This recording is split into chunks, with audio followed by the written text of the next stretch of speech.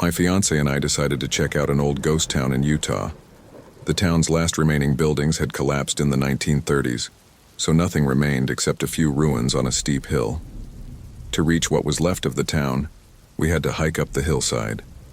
My family has always been open to the paranormal, and I've had my own share of strange experiences, so I was intrigued by the idea of visiting a ghost town.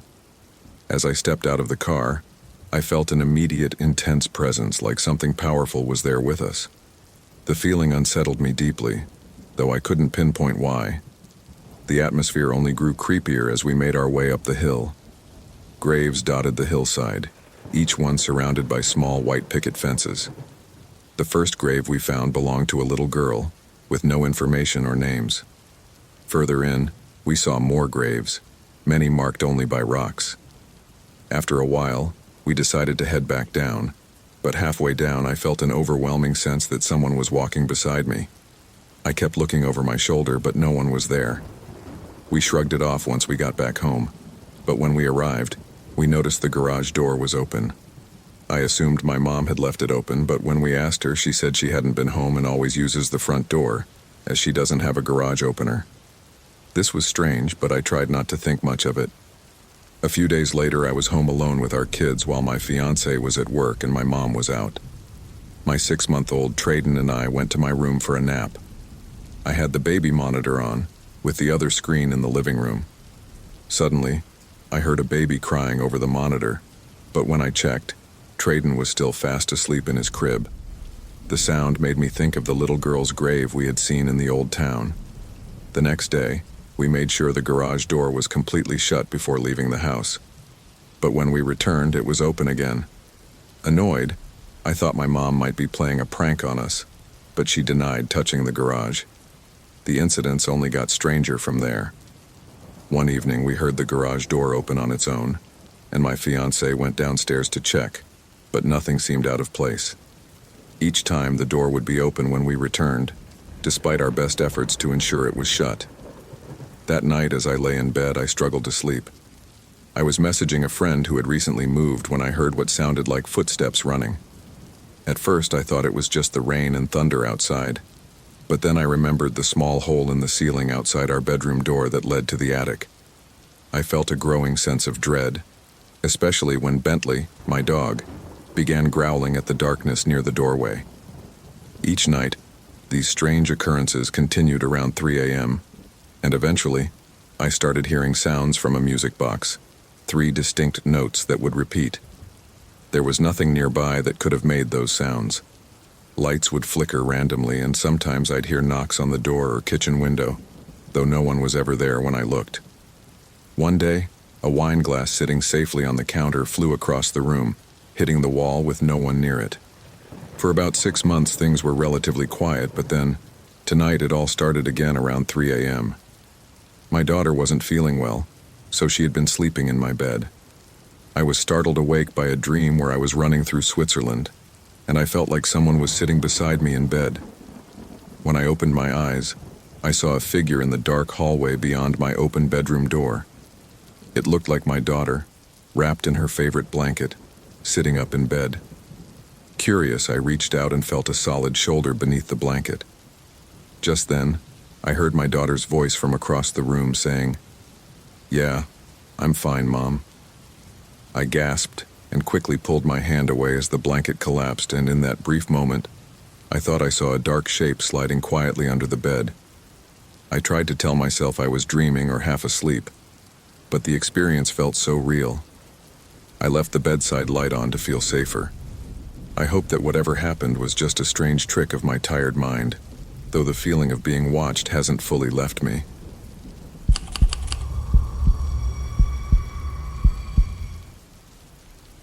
About 4 years ago, when my boyfriend and I were still dating, my sister invited us to go diving at a quarry with clear blue water. The water was famously clean and beautiful, and there were rumors that if you dived deep enough, you could see a sunken helicopter and school bus. It sounded like an adventure, so we decided to camp there for the night. At first, we had a great time snorkeling in the shallows. The water was incredibly clear, but dark and eerie as it dropped to depths of about 65 feet. I learned quickly that I had a fear of deep water. Something about the motionless, dark water felt very unsettling. Later, my boyfriend and I went back to our campsite, which was on a grassy hill away from the main road. While setting up, we noticed another campsite across the field, but the people were nowhere in sight. When they eventually returned, we were roasting hot dogs by the fire. They seemed to go straight to bed. As we sat talking around the fire, we noticed a figure standing at the top of the hill watching us. We couldn't make out much in the firelight, but it was clear they were staring right at us. They stood there for what felt like an eternity, then slowly walked down the hill and vanished into the trees.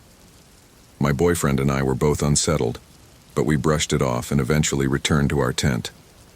That night, I couldn't shake the feeling of being watched. After a period of silence, my boyfriend suddenly asked, "Do you feel like we're not alone here?" I felt a chill, but tried to laugh it off. We both stayed quiet for a bit, listening to the sounds outside. Then, out of nowhere, we saw the same figure walking across the field in our direction. We didn't hesitate this time. We quietly gathered our belongings and slipped into the car, our hearts racing. We drove away, leaving the rest of our gear behind. Once back on the road, we looked in the rearview mirror, but the figure had disappeared into the dark. We spent the night at a nearby hotel and returned in the morning to collect our things, feeling lucky that we'd followed our instincts and left.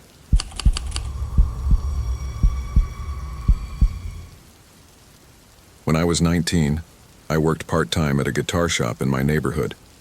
Occasionally, I'd give guitar lessons to kids. One day, a man in his late 50s came into the store and asked if I could teach his 12-year-old daughter how to play. He explained that she was very excited to learn, so I happily accepted. I gave him my email so we could set up her lessons. But then, he insisted it would be easier if I took his phone number instead. At the time, I didn't think much of it, but soon after, he began calling and texting me relentlessly. His messages were strange and unsettling. "I need to talk to you. I've been thinking about you." I started feeling increasingly uncomfortable. Finally, I texted him, asking him to only contact me if it was about scheduling lessons for his daughter, but he ignored my message and continued calling. Since it was my job to answer the store's phone and check in guitars, he had an easy way to reach me. When I recognized his number, I'd hang up immediately, but he'd call back right away. When I was busy, someone else would answer, and he would ask for me by name. I was scared to bring it up to my boss because it was my first job, and I didn't want to seem like I couldn't handle it. Also, I was worried he'd think I'd led the man on by giving him my contact information. One night I left work and saw the man in the parking lot. He walked up to me and told me he had been waiting to talk. I froze. I realized he must have been watching me since he knew my schedule. Luckily, I had called my dad before my shift ended, and he was there to pick me up. I hurried to my dad's car, told him everything that had happened, and he immediately called the police. Unfortunately, since the man hadn't actually hurt me, they couldn't do much. The next day, my boss found out and banned the man from the store. I never saw or heard from him again, but to this day I occasionally think about how lucky I was that my dad was there that night.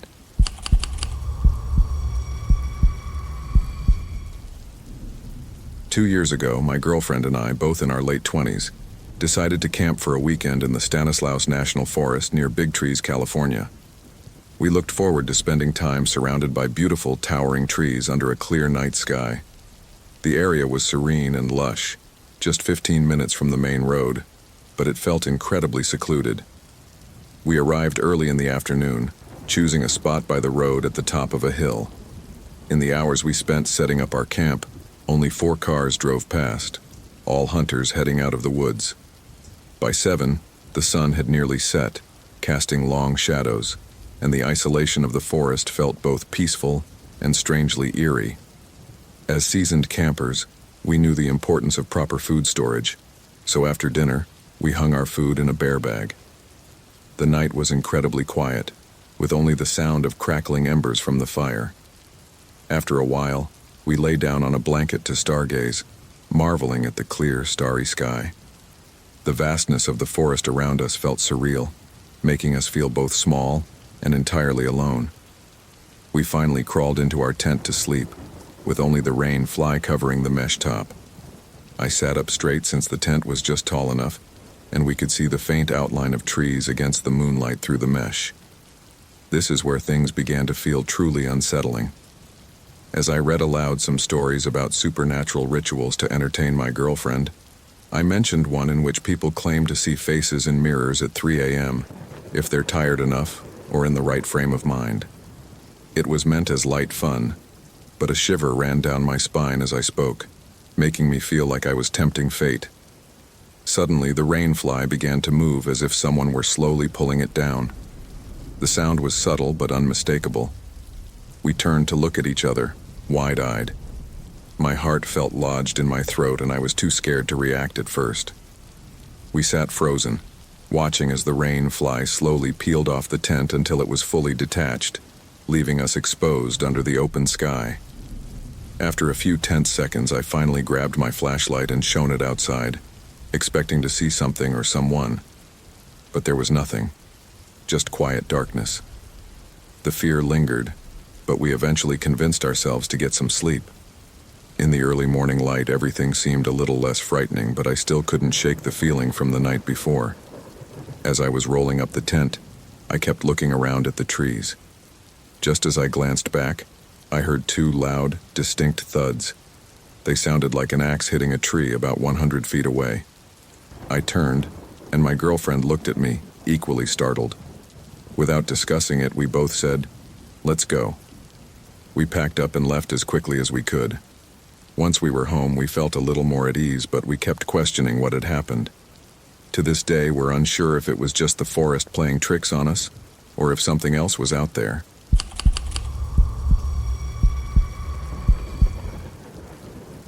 My partner and I had been together for nearly 3 years when we broke up in May 2009. We had moved from Calgary to Toronto, and since we didn't know many people in the city, we continued living together as roommates. A friend from school invited me to go camping and fishing for a weekend. He grew up in Flamborough, a beautiful area with farms, rivers, and dense forests, about an hour from Toronto. It was an ideal spot for camping and fishing along Grindstone Creek, which was known for good fishing in some areas.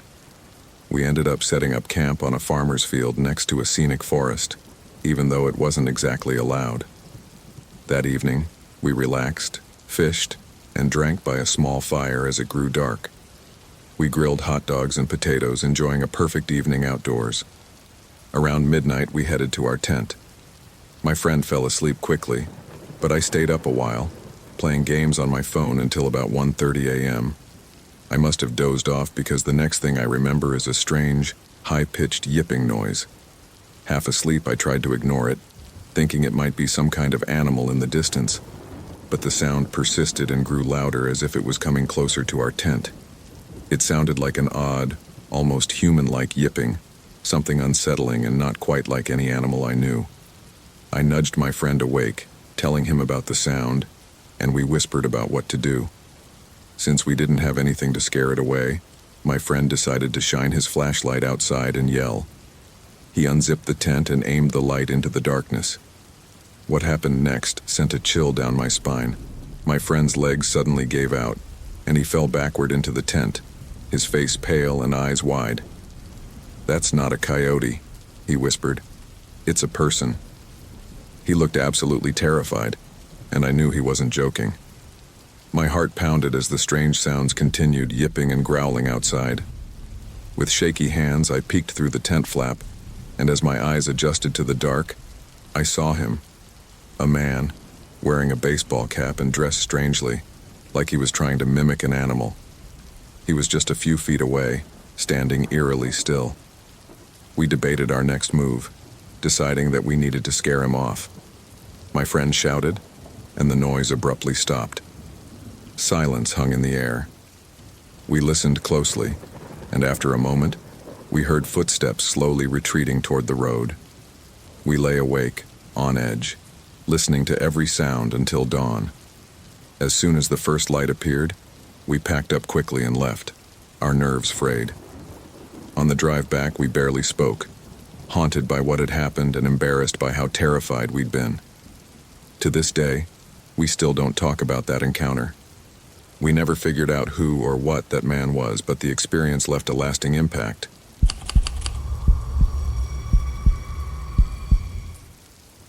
This is my story about my American bully, who's generally skittish about everything, so I don't see her as much of a protector. Last night, however, was different. My boyfriend works late shifts and usually gets home around 4 a.m., and my dog is used to hearing the garage door open at night, which is when she starts barking. At 10:55 p.m. last night, she suddenly began barking wildly and darting around the house. At first, I thought she was overreacting, but then I heard a series of doorbell rings and rapid knocks at the front door. Our front door isn't usually used, as we always come in through the garage, and we live in a gated community, so I was immediately on edge. As I got closer, I heard a voice outside saying, "Help me," as the knocking continued. My heart raced as I approached the door, armed only with my dog. I opened it a few inches with the chain latch still secured. There was an older man outside, repeatedly pulling on the handle. "Help me," he said again, his face looking disoriented. My dog began growling with a deep, aggressive rumble I had never heard before. I shut the door and told him I was calling the police. He continued shaking the handle and ringing the bell, all while muttering, "Help me." When the police arrived, they found him still at my door. It turned out he was a neighbor from across the street, suffering from dementia, and had wandered out of his home, losing his way back. Although I felt terrible for scaring his family, I couldn't shake how terrifying the encounter had been. This experience made me question my reactions and the safety measures I take. I've always thought I'd be calm in a crisis, but having a stranger at the door late at night reminded me that I should be more prepared.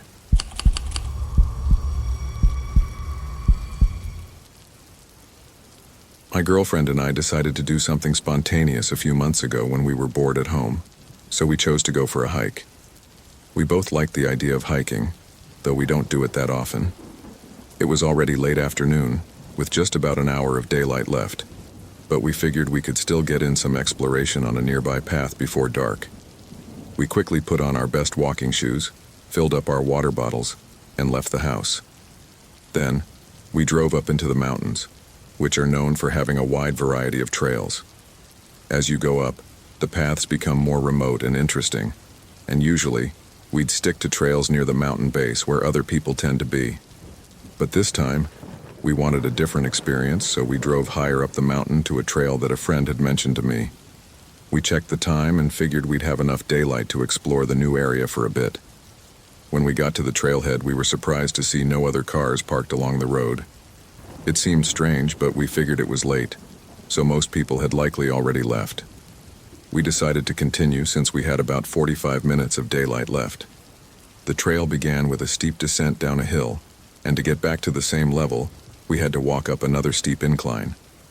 After reaching the top, the trail smoothed out and was easier to walk, which allowed us to enjoy the scenery. As we walked, we spotted a lone coyote off the path and some rabbits nearby. I joked that the coyote was close and might get them, which earned me a playful shove from my girlfriend. Less than a mile into the hike, we found a big fallen tree that had been turned into a bridge over a dry stream bed. We decided to take a break, climbed up onto the tree, and took some pictures.